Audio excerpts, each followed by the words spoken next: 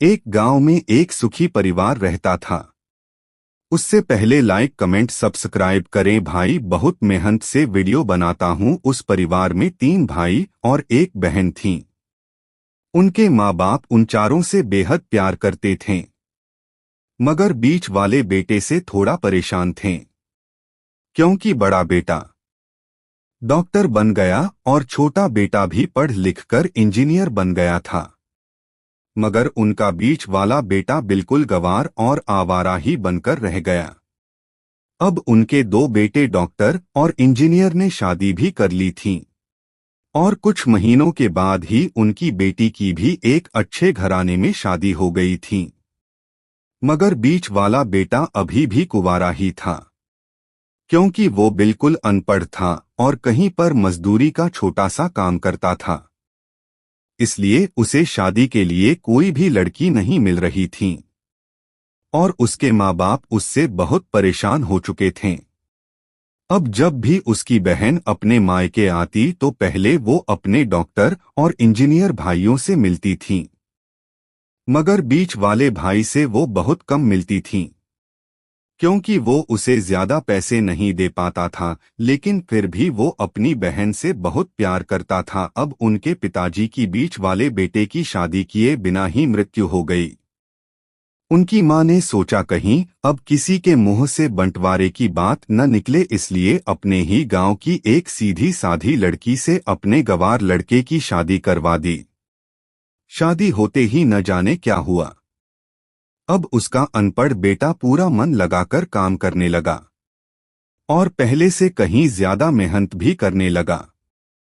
अब तो उसे कोई भी दोस्त बुलाने आता तो वो उसे यही कहता था कि भाई, पहले तो मैं जैसे तैसे अकेला कमाकर खा लेता था, मगर अब मेरी शादी हो गई तो मुझे अपनी पत्नी के लिए भी कामना पड़ता है, और कल को आने वाले बच्चों के लिए भी तो कुछ जोड़ना ही पड़ेगा।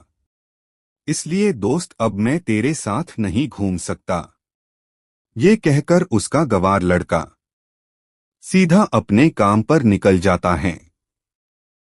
अब उसके दोनों भाई डॉक्टर और इंजीनियर आपस में ये बात करते हैं कि हम दोनों तो उस गंवार से कहीं ज्यादा पैसे कमाते हैं, इसलिए हम सब घर और जमीन का बंटवारा कर लेते हैं और उस गंवार से अलग हो जाते हैं, क्योंकि अब वो हमारे बराबर कभी भी नहीं कमा सकता।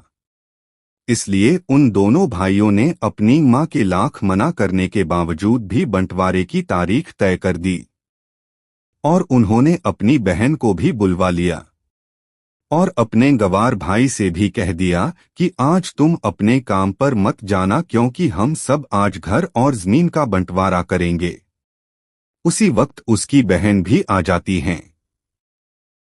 तभी उसका गंवार भाई कहता है कि तुम लोग बंटवारा कर लो, मुझे जो भी देना हो दे देना, मैं शाम को आकर अंगूठा लगा दूंगा। तभी उसकी बहन कहती है, अरे बेवकूफ, तू तो अनपढ़ ही रहेगा, जमीन का हिस्सा तो आमने सामने बैठकर ही होता है।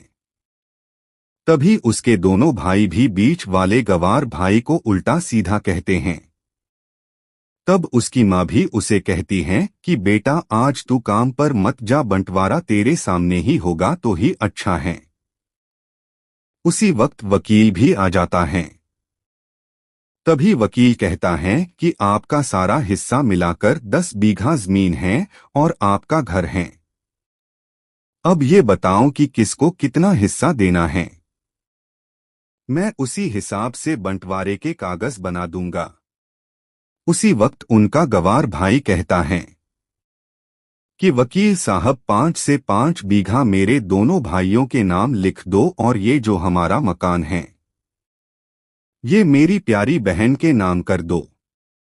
तभी उसके दोनों भाई और बहन पूछते हैं कि और तू हिस्से में क्या लेगा। तभी उनका गंवार भाई कहता है कि मेरे हिस्से में मेरी प्यारी माँ है न। और तभी वो अपनी पत्नी की तरफ मुस्कुराते हुए कहता है कि क्यों मेरी प्यारी पत्नी, क्या मैंने गलत कहा क्या। उस गंवार की पत्नी अपनी सास से लिपटकर कहती हैं कि माँ से बड़ी वसीयत क्या होगी। मेरे लिए। और उसी वक्त उसका गवार पति भी अपनी मां से लिपट जाता है।